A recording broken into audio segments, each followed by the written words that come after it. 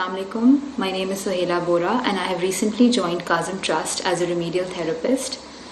मेरा काम उन बच्चों के साथ है जिनको किसी भी फॉर्म ऑफ लर्निंग डिफ़िकल्टी हो, जिसमें ADHD, डिसलेक्सिया, डिस्ग्राफिया ये सब आ जाता है। हम इनके साथ mostly multi sensory techniques use करते हैं, मतलब मोर देन वन सेंस का इस्तेमाल किया जाता है इनको पढ़ाने में। ब्रीफली आई एक्सप्लेन यू कि एग्जैक्टली होता क्या है। जैसे फॉर एग्जांपल अगर हमारे पास कोई बिगनर आया हो, बिल्कुल छोटी उम्र का बच्चा आया हो और हम उसे reading and writing skills develop करने की कोशिश कर रहे हैं उसके, तो हम डायरेक्ट उसको राइटिंग पे लाने से पहले उसके फाइन मोटर स्किल्स पे वर्क करते हैं। फाइन मोटर स्किल्स पे वर्क करने के डिफरेंट तरीके होते हैं। जैसे एक एग्जांपल हो गया कि अगर बहुत छोटा बच्चा है तो आपने उसे एक बड़े साइज का टोंग दे दिया, इससे कुछ उठाया, एक डिफरेंट एक्सरसाइजेज हैं। थोड़ा सा बड़ा बच्चा है जो कि एक ट्वीज़र को हैंडल कर सकता है, तो ट्वीज़र से उससे कुछ चीज़ उठवाए, just to develop the fine motor skills. इस तरह की बहुत सारी अलग अलग एक्सरसाइजेज होती हैं। ये एक एग्जाम्पल था। एक दूसरा एग्जाम्पल पेगिंग है। सिंपल पेगिंग से बहुत से बच्चों की फाइन मोटर स्किल्स डेवलप होती हैं। Once we feel that the child is good enough कि उनकी फाइन मोटर स्किल्स ठीक हैं, फिर हम उन्हें पेंसिल की तरफ लाते हैं और फिर पेंसिल से लिखवाना स्टार्ट करते हैं। अच्छा, राइटिंग में डिफरेंट तरह का होता है। जैसे फॉर एग्जांपल बहुत छोटे बच्चे हुए तो उनको लेटर से स्टार्ट करके फिर स्लोली हम ब्लेंडिंग पर लेकर आते हैं, 3 लेटर वर्ड्स। फिर हम एक सेंटेंस कंस्ट्रक्शन फ्रेज से स्टार्ट करते हैं, फिर हम सेंटेंस कंस्ट्रक्शन पर आते हैं, देन स्लोली हम डिस्क्रिप्टिव राइटिंग पर आते हैं, हम पैराग्राफ पर आते हैं, हम पेजेस पर आते हैं।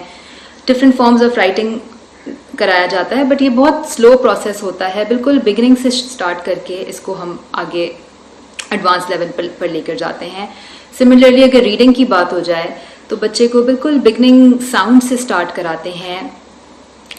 Letter sounds, consonants, vowel sounds से स्टार्ट कराया जाता है।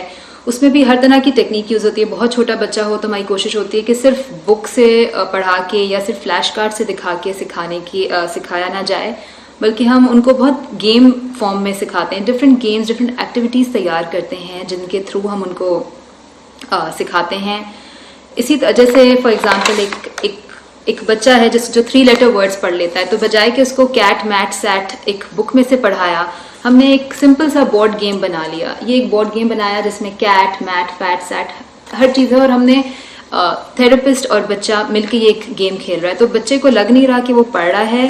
The child thinks that he is actually playing, enjoying, but वो साथ साथ हमारा पर्पस फुलफिल हो जाता है। स्पेशली ADHD किड्स जिनको बिठाना बहुत मुश्किल होता है एक जगह, उनके लिए ये बहुत ईजी वे हो जाता है उनको पढ़ाने का।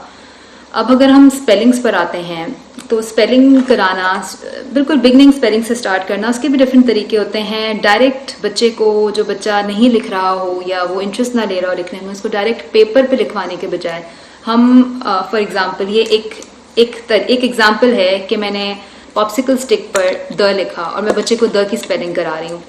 तो मैंने इसमें पेगिंग, इसमें फाइन मोटर की भी उसके साथ साथ स्किल्स डेवलप हो रहे हैं, प्लस वो स्पेलिंग भी सीख रहा है, THE द। तो ये एक तरह से गेम वे में उसको सिखाया जाता है। इसके अलावा भी बहुत सारे तरीके हैं। इसके अलावा हम बहुत से गेम्स खुद बनाते हैं, कुछ एक्टिविटीज़ ऐसी बनाते हैं जिसमें बच्चा इन्वॉल्व रहे, वो स्पेलिंग सीखे।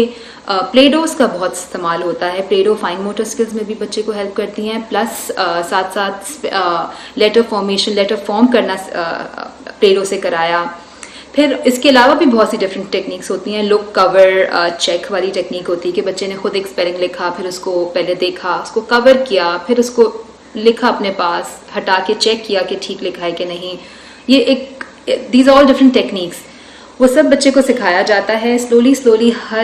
जिस बच्चे पे जो टेक्निक, हर बच्चे पे हर टेक्निक नहीं भी चलता, बट जिस बच्चे पे जो टेक्निक चल जाए हम उसी टेक्निक के थ्रू उनको सिखाते हैं। हमारा मेन गोल ये होता है कि बच्चे का, क्योंकि ऐसे बच्चों में मोस्टली शॉर्ट टर्म मेमोरी इनकी थोड़ी सी स्लो होती है, जिसको हम डेवलप करते हैं ताकि शॉर्ट टर्म मेमोरी अगर आपकी स्ट्रांग हो जाए तो चीज़ें याद रहती हैं दिमाग में, इन्फॉर्मेशन रिटेन रहता है। जो हमारा पर्पस है कि इन्फॉर्मेशन जो हम सिखा रहे हैं वो रिटेन भी रहे, तो उसके लिए भी साथ साथ एक्सरसाइजेज होती हैं, छोटे छोटे गेम्स खेले जाते हैं। फ्लैश कार्ड्स के थ्रू, डिफरेंट एक्टिविटीज़ के थ्रू हम उनकी शॉर्ट टर्म मेमोरी पे भी वर्क करते हैं।